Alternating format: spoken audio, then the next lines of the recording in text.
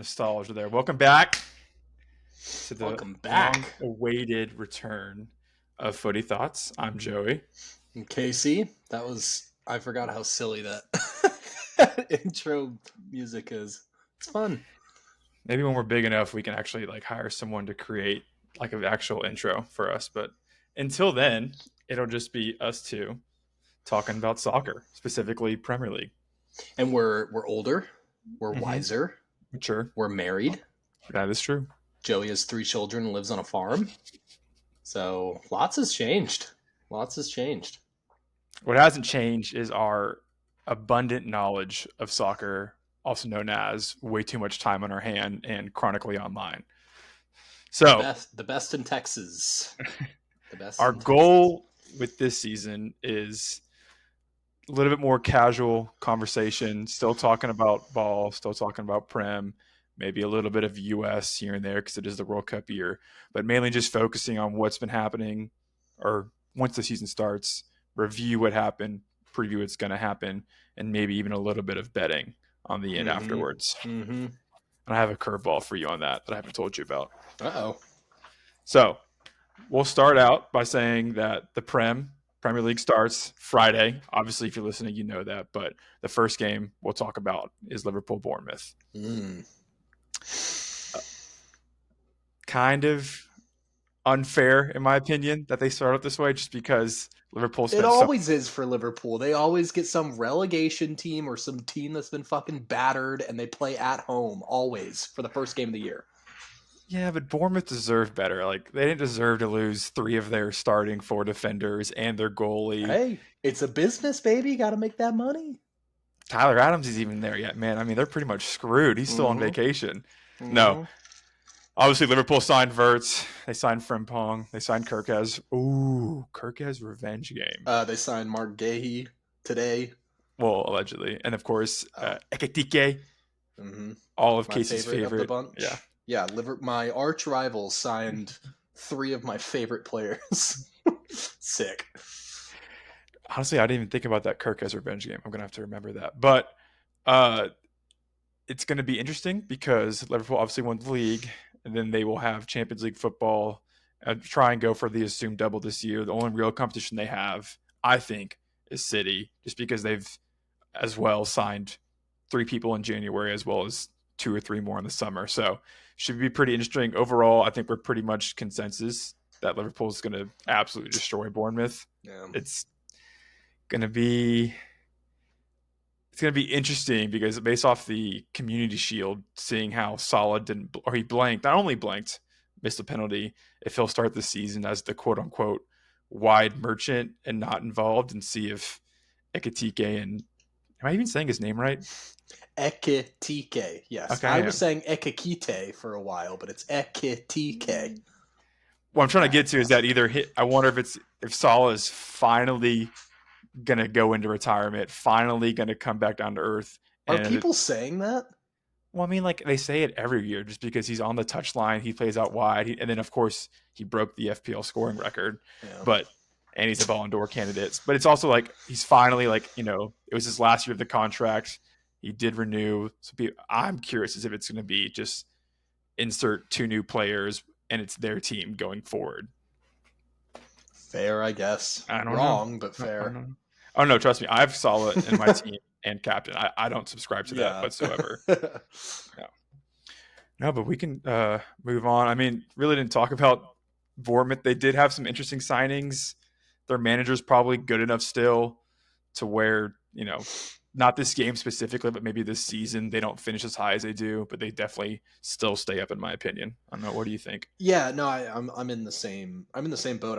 I think I am very high on Iraola. I think that's how you pronounce it, but he is a really, really good coach. And Bournemouth can be one of those teams like Brighton who stays consistently good and in the top 10 usually, but it feels like they sell off their entire squad every summer for multi millions to all these big clubs because their business model is their scouting department. I mean, that's literally it.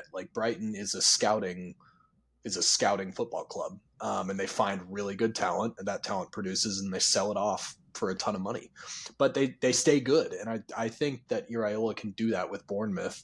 I mean, he lost a lot of great players, so, and it's just tough. It's just tough in this specific matchup because if you guys watch that Community Shield as well, and I watched Liverpool friendlies because I've been a huge fan of Florian Wirtz. I've been a huge fan of Ekitike, all of these guys that my fucking Liverpool signed.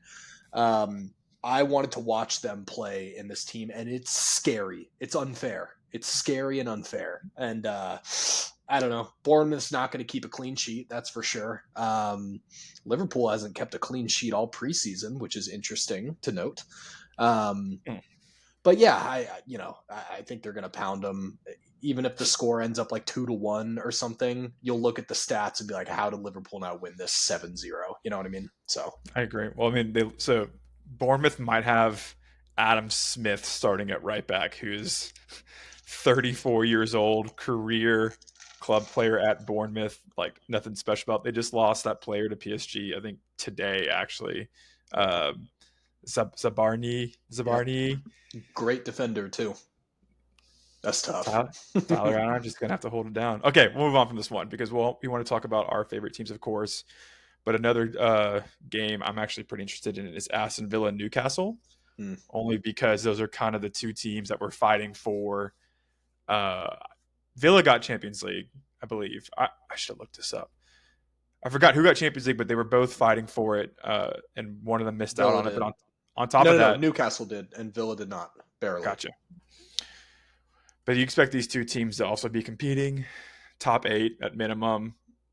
Newcastle, I mean, we can start with Alexander Isak this week came out that he is refusing to play for Newcastle, which I expected. It is weird to see that in writing because after a week of him ghosting and not coming to training, and then when he did show up to training, he was by himself, and then he left training. It's like there's no way besides being sold that you can come back and like just be all good and be right back in the striker, team on running full set. Like there's no chance. So real quick tangent on this Isak thing. I found actually some very interesting information on Reddit, which is pretty rare, but someone who is Swedish was saying that both Isak and Gyökeres are both, their agent companies are both part of a criminal organization of Sweden, like I'm serious. Okay. It was super interesting information. And apparently this like ultra wealthy, kind of criminal organization that runs a lot of these footballers as like their agency type of company. Sure.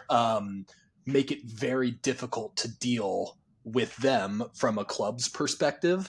And I thought the insight was just like, holy shit, there's a criminal organization based out of Sweden that represents these players that apparently is like, they're pretty cutthroat in like negotiations and stuff like that. Cause everyone was complaining about Isak's agent. It's like, Newcastle, how did they not get a deal done? And Gyökeres, how did they not get a deal done? Like that kind of question mark. And then this person came in and was like, here's why they didn't get a deal done. It's a freaking criminal organization with like a long history. Anyways, I thought that was very, very interesting. Well, I thought you were going to go the route of like, I mean, there's still the Swedish gang, but I'm like, well, Newcastle has oil money. So I think they're going to figure out a way to not only pay, but handle a Swedish gang compared to, Middle Eastern. I won't go there, but you know what I'm saying. So yeah, I think it's going to be a great game. It's the early kickoff, 6:30. Of course, I'll be awake for it, just like every other 6:30 game. But I'm hoping Morgan Rogers will be healthy. FPL wise, I'm not because I have a great team without him in it. But of course, if he's healthy, and then on top of that, I think Ollie Watkins has scored in every single game, so it's going to be every single preseason game. So it's going to be hard to fade him here. I think Newcastle's rolling out with either not Ollie Gordon. What's his name? Gordon. What's his name? Anthony. I think they're rolling. I think they're rolling with Anthony Gordon at the striker, which is not going to be great. Yeah. Or they're going to Osula. Do you remember where he's from? Yeah, Sweden. Or no, I thought it was Scandinavian. I'm pretty sure. Denmark. Yeah. Okay. Same. Ex-Sheffield striker. That's exactly who you want leading the line for a potential European fighting club. So.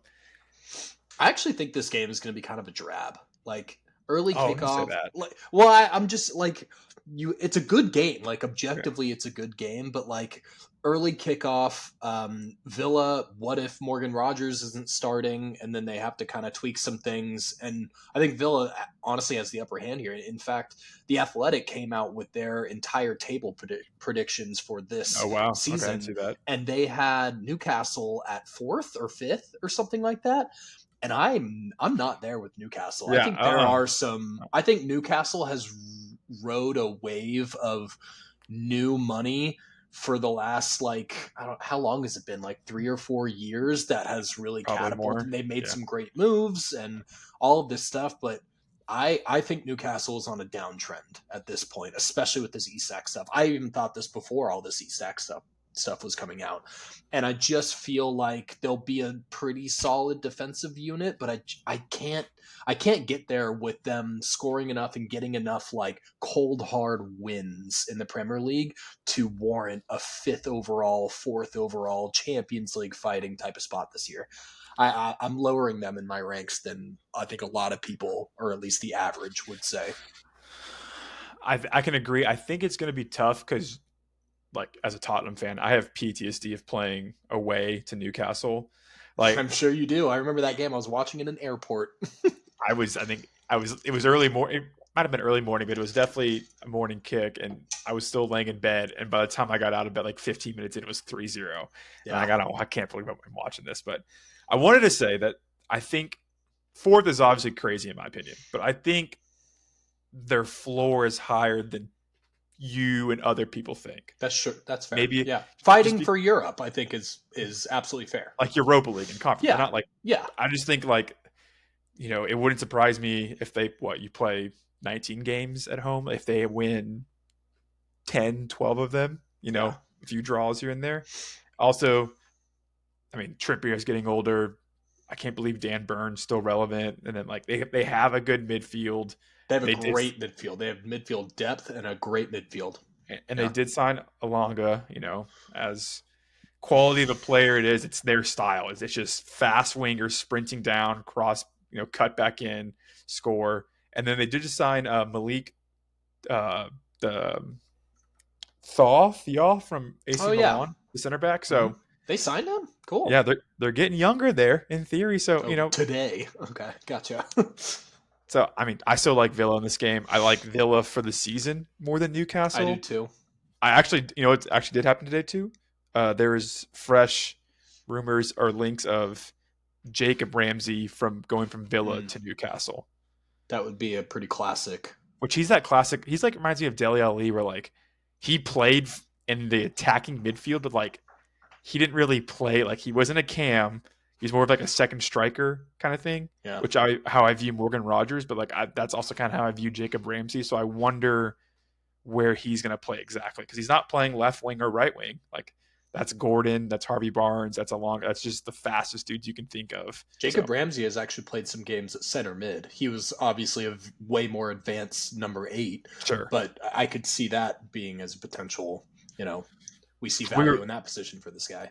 We were linked to them for a little bit, so I kind of got like a little bit of knowledge on him, not a lot, but it's only good stuff when you watch like compilation highlights. So anyways, we'll move on from that. Brighton plays Fulham. That feels like a classic number 8 versus number 9 in the league game. Yeah. Or even if like Brighton, I like just because their manager's young and they play different. And I mean, it's the same thing every year with Brighton. They just have the most random young studs out of nowhere, and we love them for a bit, and then they kind of just teeter off towards the end. The Sunderland game is interesting just because West Ham played so poorly last year and finished so poorly. However, they finally have a striker. Sunderland spent like the 5th most in the exactly. Premier League. I was going to say, I think like it wouldn't surprise me if Sunderland at least got a point from this game, just because of. I could see like an intense 1-1. Well, it's not. I don't think they'll be a cohesive, solid team. I just think they'll have talent on the field where like. I don't even know who their manager is, but they'll sub on, and go all out attack. Maybe he won his game week 1. Like, let's get a point. If it's 0-0, if it's 1-1, go in the 85th minute, they just go for it, just because it's early enough in the season. Yeah. But I was going to say, Füllkrug, I won't have him in FPL or anything, but it's someone to keep an eye on. He's scoring in preseason. He's actually healthy. He's old as crap. I get it, but him and Bowen might actually have a connection going on. I agree. Last 9 a.m. game is our boys, my boys, Tottenham against Burnley. I mean, just historically, we stomped Burnley at home. I mean, it's back when we had Kane and Son, of course, has that famous full-length dribble goal that won the Puskas Award. But I'm hoping we aren't beating PSG, but I would sacrifice losing to Burnley at home game week 1 if we meant we won the Super Cup. Is that crazy to say? No, that's not crazy to say. Okay, well, that's where I'm at. I'm really just focused on this. Bissouma didn't travel with the team. He's expected to be sold, actually, but he didn't travel for disciplinary reasons. So, interesting if we even might get a fee for him now that we're just basically kicking him out the door. We got links to Eze, links to Savinho. Probably nothing going to happen, just like with Morgan Gibbs-White, but just optimistic for tomorrow. I saw a funny Fair tweet. Enough. It's Burnley, mates. No, for PSG. But yes, we're also right. for Burnley. Oh, right. I saw a tweet. It was like, if the game ends, in a draw, I expect Tottenham to win in penalties. And then someone quote tweeted it. And he goes, mate, I'd be surprised if it was 0-0 after the first minute. Yeah, I mean, that's fair. Just kind of goes to show. Again, optimism. There's a Thomas Frank interview. He said, whatever happens on the field is different than in the training room and in the meetings. But mentally and game plan wise, we are prepared. Which, I mean, of course, you want your manager to say that, but this dude made his Brentford living on tactics and just being so meticulous. So I'm just hoping, obviously, don't want to get embarrassed. Again, optimistic, but just just keep your hopes low, and so then you can just be, whatever happens. Yeah, good luck tomorrow. And of course, I won't be able to watch it, so that's just the most important game of Tottenham's Compounds. career. Just can't watch. I'll watch it for you. Don't worry. Thank you. Okay, last game of the day is Wolves City. Speaking of another team that just got decimated, Wolves. They lost 8 Nori and Semedo. Not that Semedo's amazing, but I would say 2 of their more influential players. 8 Nuri and Semedo are the 2 you say? Well, I'm going up the field. I'm sorry, but they ran a 3-back. They were important to that system. Yeah, no, I agree. I was just like, where's the other one?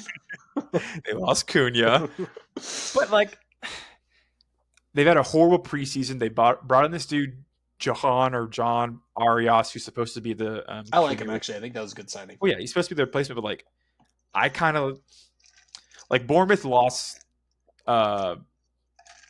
Their center back, whatever, Hjortsen, early on, but they've lost dudes within the last 2 weeks. Wolves at least lost these guys right when the summer started. They had time to plan, yeah. So they've been able to plan, but I mean, what a horrible. But they weren't ambitious. They weren't ambitious with that. I'm very low on Wolves, and I will say that I'll reference the Fantasy Premier League subreddit again because I think it's interesting with these conversations. But one of the darlings of that subreddit is Strand Larson, who probably will be on pens this year, will be the starting number 9. He'll get more minutes. He'll be the guy to score. And his ownership reflects how people are saying, this is good value. This guy is a good player.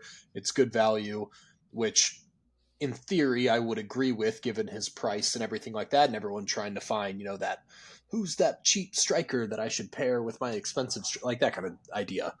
But Wolves just lost all of their best chance creators. They're going to have to start from scratch with a team that barely has any chemistry together. That is not a recipe for success for a number 9. You need a number 9 to have long-standing chemistry with the best big chance creators on the team. All of those big chance creators, all of their best players just left. And now you have Strand Larson who's going to be okay, who am I going to hook up with? Who's going to provide me my service of getting returns? And I do not think that's going to be there for Wolves. I could tell you that much. And another, I would say, with Ekatike, he'll probably gain chemistry quick because he's so good, but he's good enough to where he can he doesn't need that link yet. True. With Strand Larson, he can't create stuff on his own. This dude's just a tall guy, runs in the box, gets a header. He's a 9. He's a classic 9. He can't do stuff on his own. But I have very similar vibes to this game with the Liverpool Bournemouth game. I mean, City. If I can see if I can remember everyone, they brought in Turkey. They brought in Eight Nori. They brought in. I'm not counting the January guys, and then the from Rangers. AC Milan. How do you say his Rangers. name? Rangers. Yep. Rangers, yeah. 2 goals. Regenders, I think I've heard his name be called. I don't know. It's I should probably. I mean, the answer is probably there if you look at their January or their spring games in terms of what their tactics are going to be. But it's going to be something along the lines of a 3-2-4, and then obviously Holland up top. 3-2 holding mids, 4 cross the midfield, basically 2 wide guys, and then Holland. Yeah. But then they get Eight Nori. So I wonder if if you see a formation sheet, it's a 4-2-3-1 or something like that, and then obviously in game, Eight Nori goes up. So I think it's going to be slots in perfectly. Massive Pep fraud this year. Massive. So much rotation, dude. The fucking midfield, the sheer amount of midfielders, the audacity that Manchester City has to have that many midfielders. I mean, it's good. They're going to do great, but good Lord.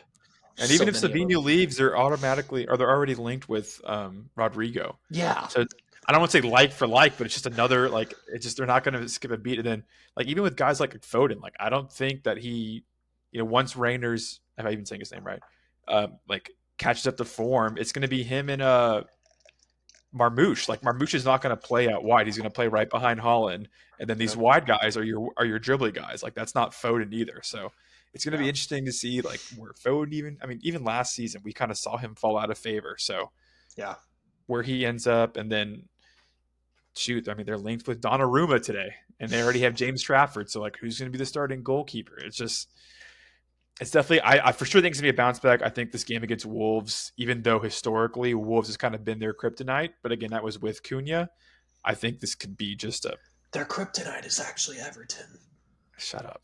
It's healthy. I think it's a healthy 2-0, 3-1. Maybe Wolves get a late goal or something like that because it is at home. But that's how I expect that one. Not that we're doing predictions, but obviously I think City wins.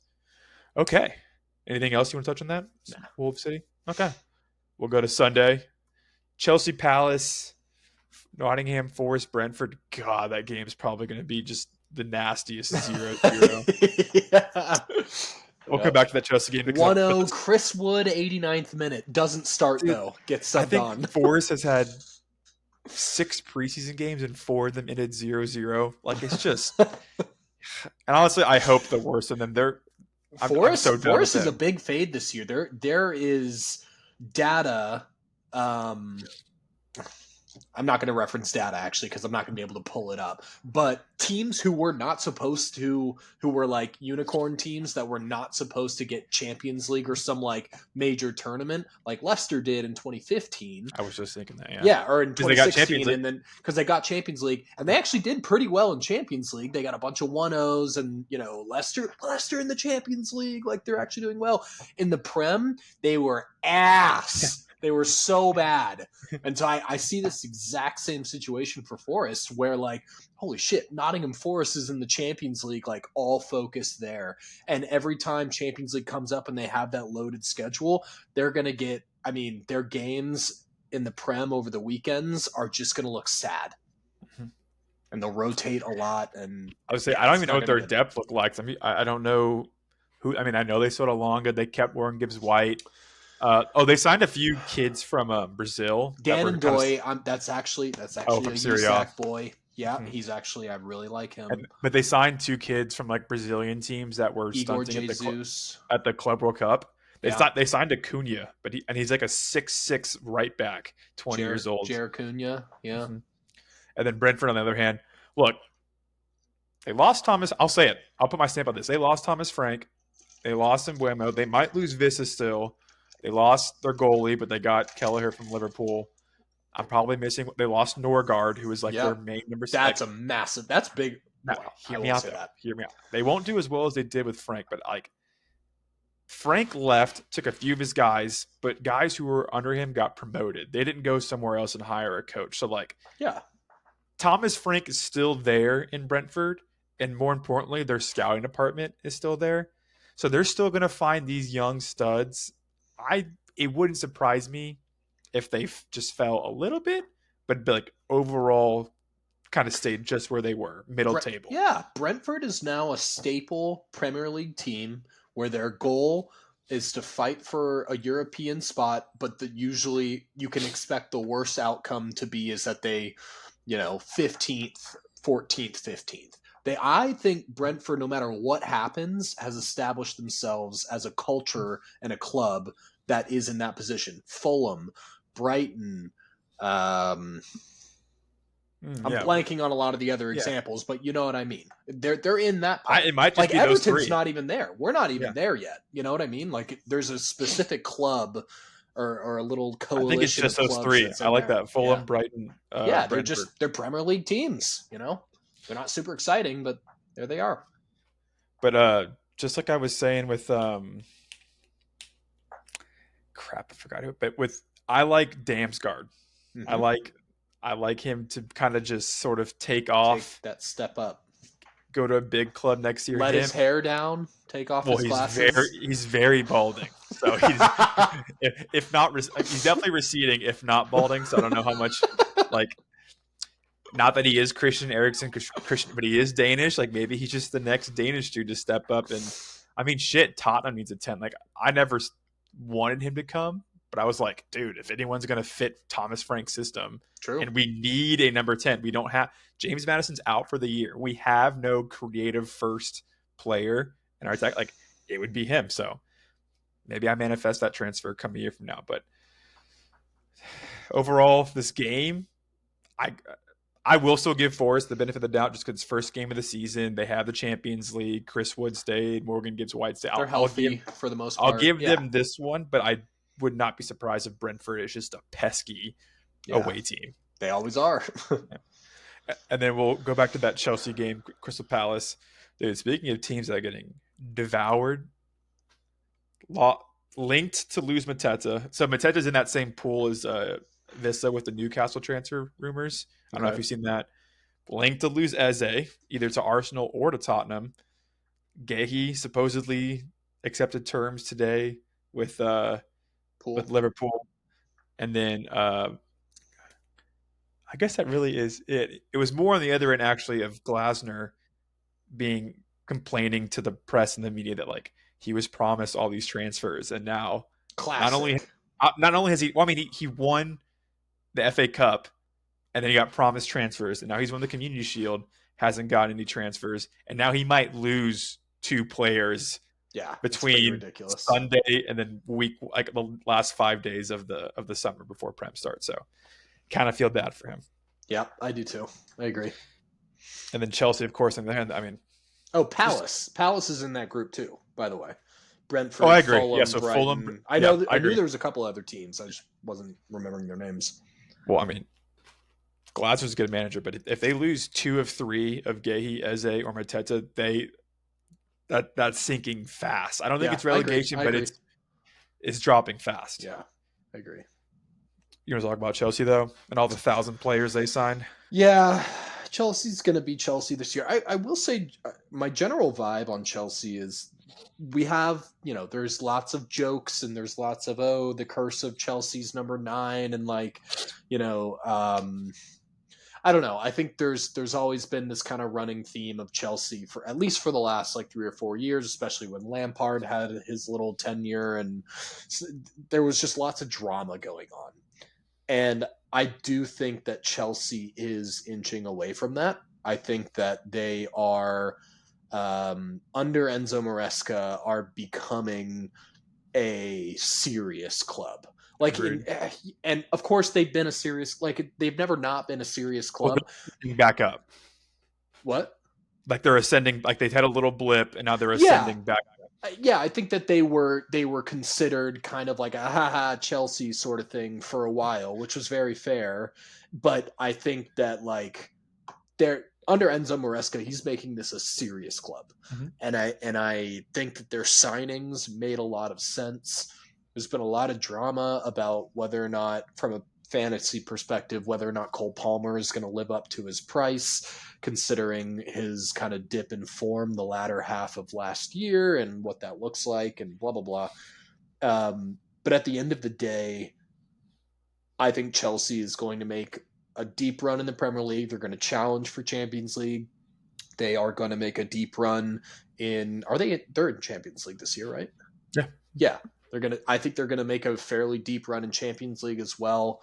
I don't know. I'm taking them more seriously as time goes on. It's not just like here comes another Chelsea game. Let's see what kind of drama happens. You know, that kind of thing. I kind of hate the narrative though that like, oh, like, you know, they're buying it, like they have a squad of 35 players. Like, of course they're gonna like, they're able to do that. Like, obviously they got away with it, but then teams come in like Arsenal and buy Madueke for 60 mil. And then now some team's going to buy Nicholas Jackson for 30, 40 mil. Like, they keep buying all these young guys, putting them on these contracts. However they financially get away with it, sure. But like, they can do it because of the fucking Middle East. No, I get that. But like, Middle East buys all their players for disgusting money. I get that, but then like teams buy the players that are out of favor with like, so like sure they're still spending money, but like you expect these top teams to spend money, and just because they spend a bunch of money doesn't mean these players hit. However, true, João Pedro's hitting easily. He is going to be interesting. Yeah. He's either going to absolutely explode or he's going to be the biggest disappointment ever. There's like no in between. This is the Chelsea drama that I'm talking about too. It's just like, it's one or the other. But then Enzo Fernandez is like, not that he even flopped to begin with, but like he went from Benfica to the Prem, took a little bit to get acquainted. And then like now he's just like stunting, getting assists, getting shots, even scoring when it matters the most. I mean, they've beat PSG in the Club World Cup 4-0. Cucurella's like no longer a meme. Like, he's actually good. He's inverting into the midfield. No longer a meme. Yeah. They did lose Cole Will to a torn ACL, so it'll be interesting to see what they do at center back. But like, I just like, you're mad. Like, you can be mad that they're spending so much money, but then like, don't be mad when like other teams are buying the players that aren't doing well for them at a high price. That's all I'm going to say. They're just a high transaction business, yeah, maybe. It's just rolling over. God damn, people in accounting and finance over there are cranking. And I'm probably like, I know they got a good chunk for like, I know it's a few seasons ago, but like Ruben Loftus-Cheek, like I'm sure there's guys I'm missing that have been there and then since been gone. So yeah. But specifically with this game, like, I mean, it wouldn't surprise me if I guess we should talk about really quick with Delap and João Pedro. I expect João Pedro to start every important game.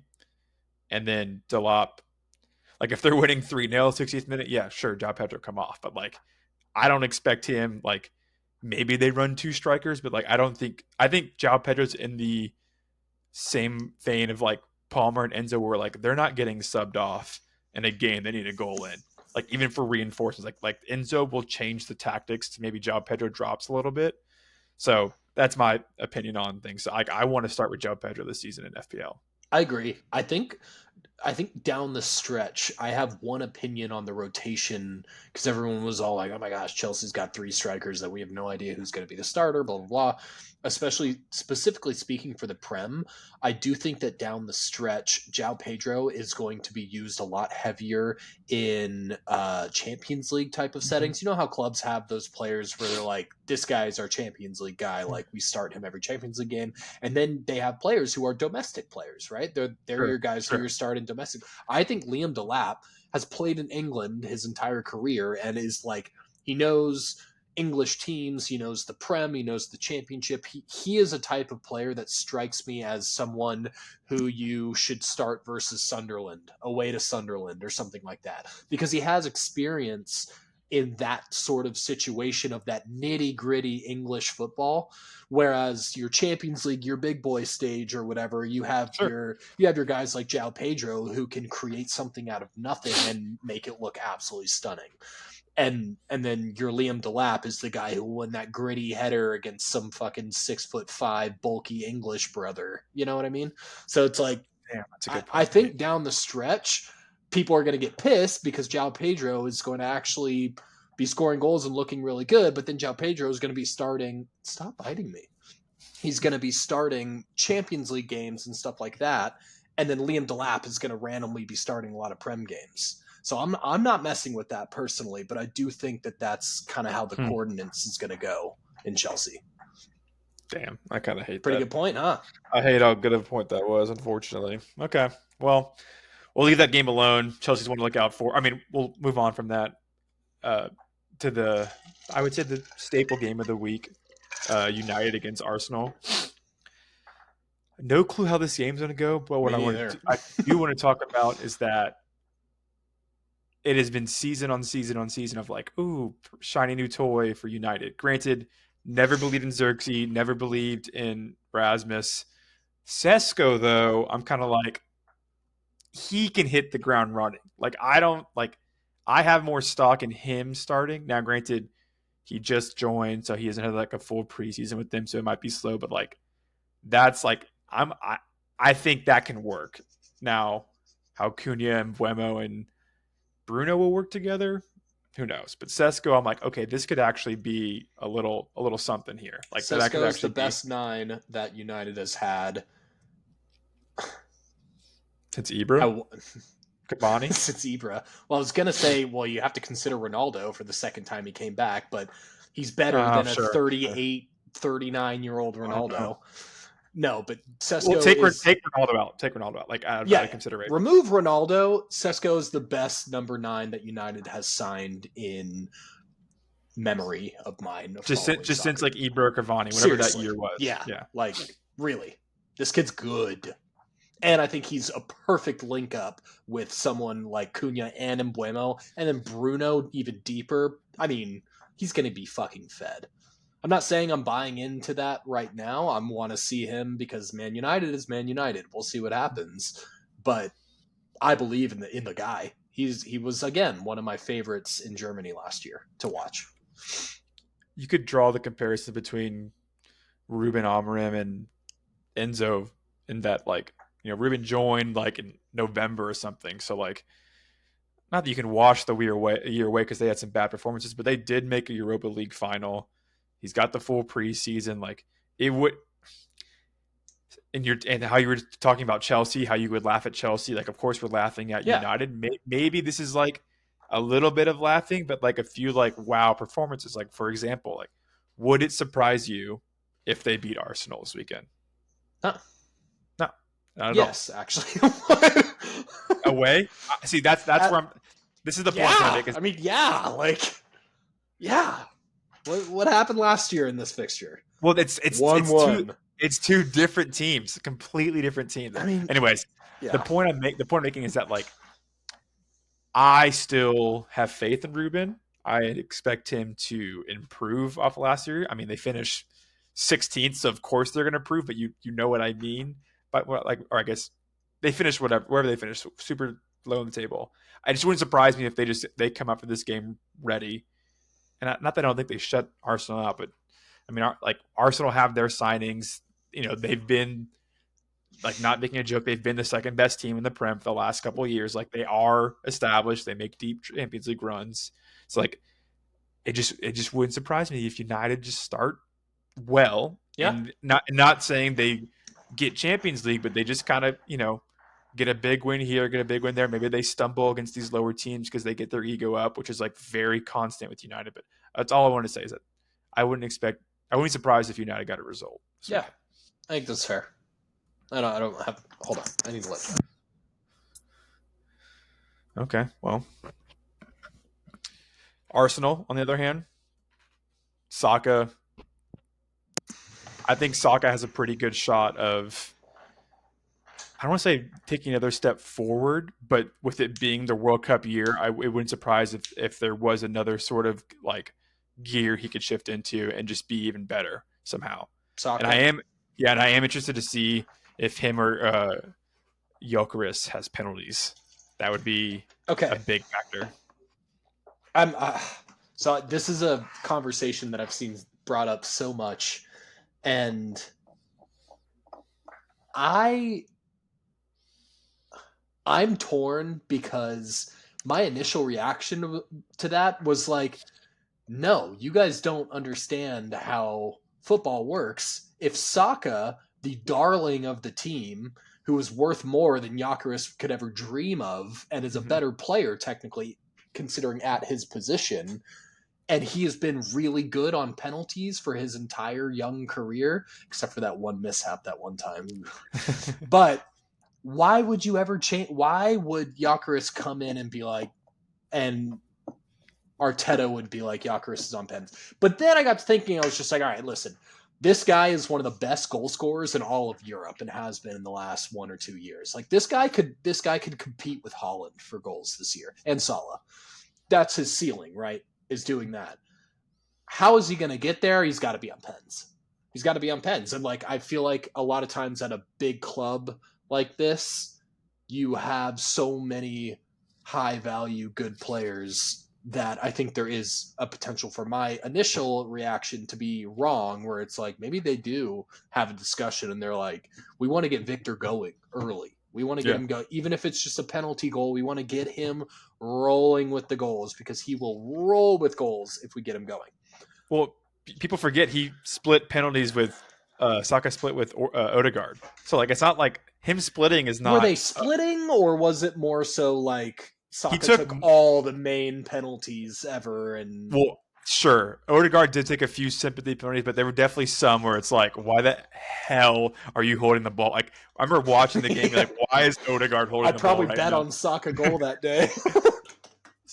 I think Saka. It's not like a humble thing or ego thing, but I think, God, which way do I want to go with this? I think he will be okay with giving up penalties because I don't view him as a selfish player. And if Arteta establishes that early, like you can't have like say Arsenal get a penalty against United, like I'm sure the commentators will say it, but like whoever takes that penalty has to know in the back of their head that, hey, if I miss this, I still get the next one. Because if they go in that penalty and it's away United, like 88th minute, like to win the game, like they can't have that thought of even lingering, like, oh my gosh, if I miss this, like the other guy, like that's a great if point.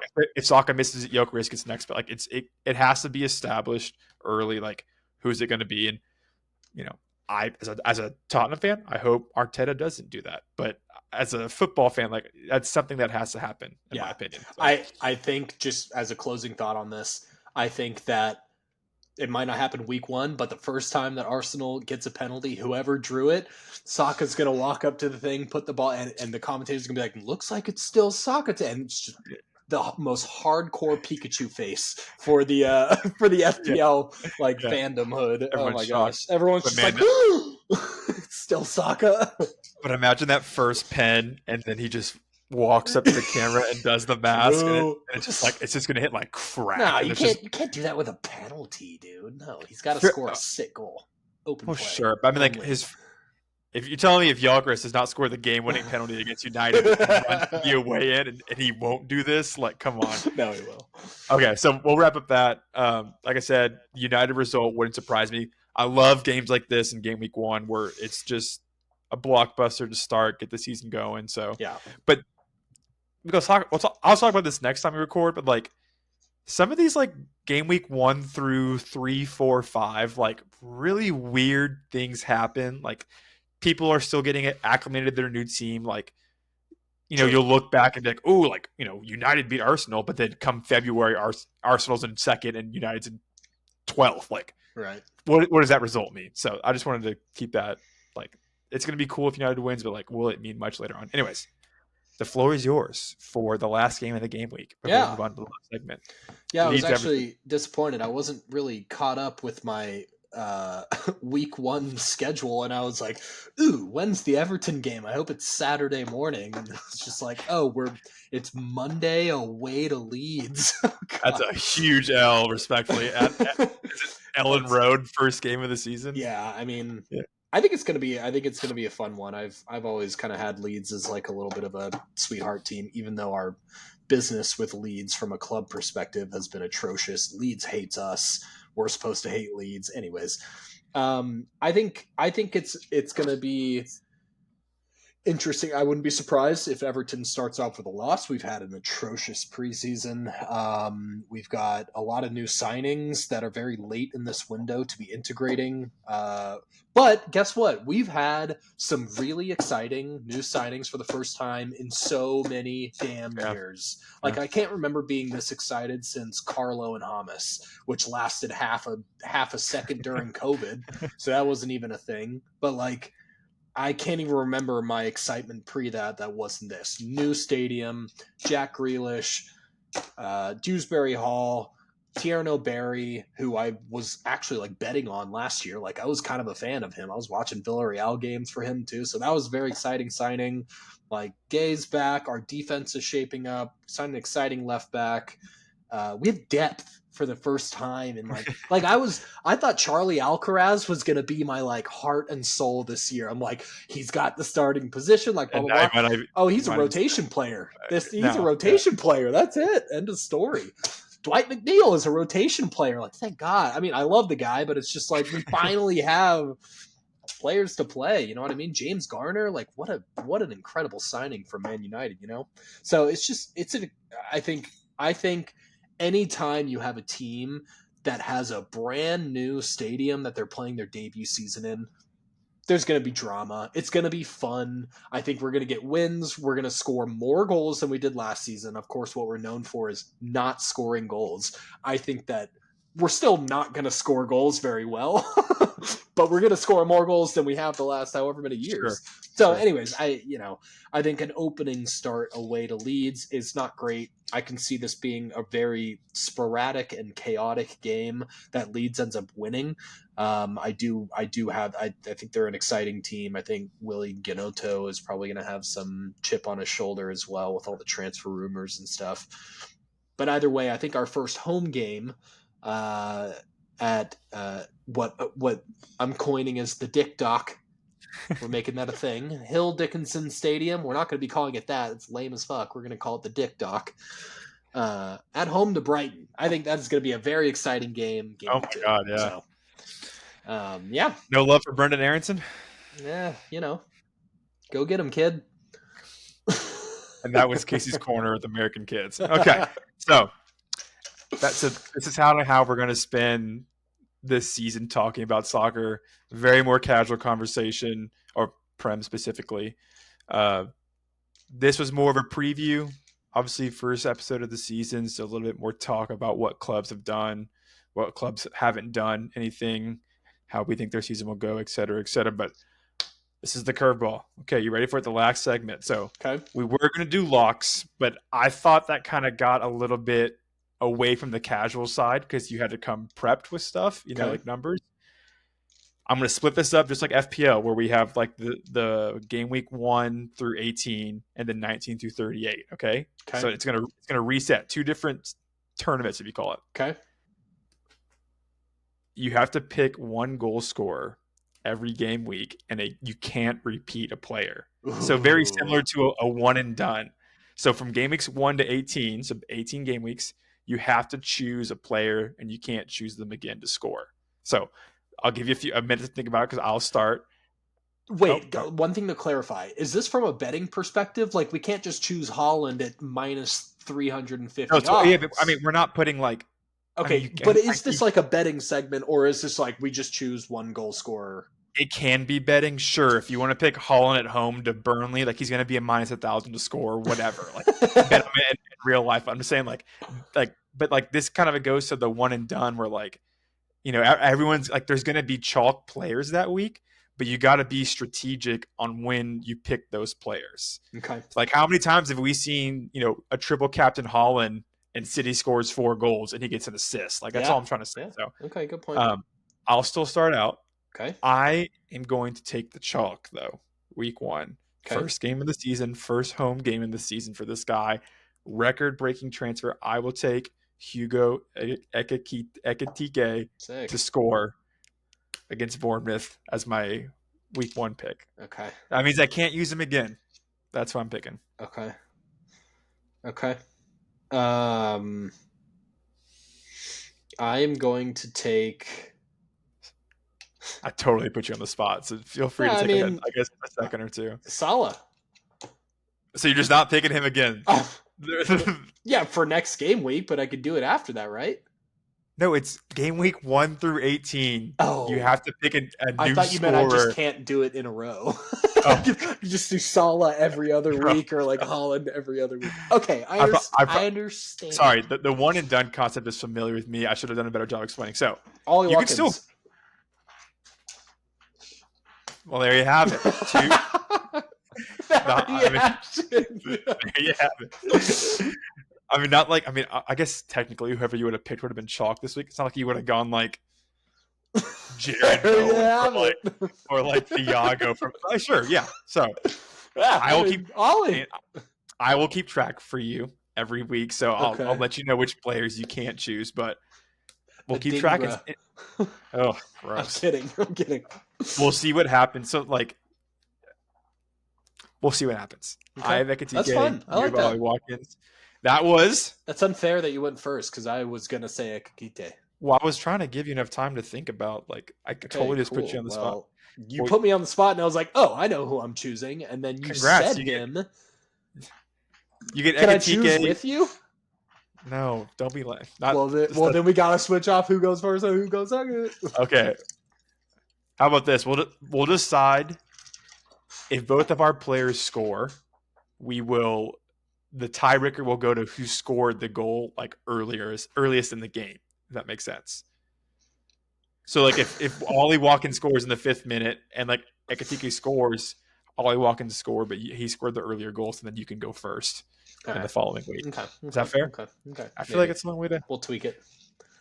Okay, that was episode 1. Peace out. A lot of good info. We're going to be doing this a lot more consistently, hopefully. All right. Thanks for listening. Peace.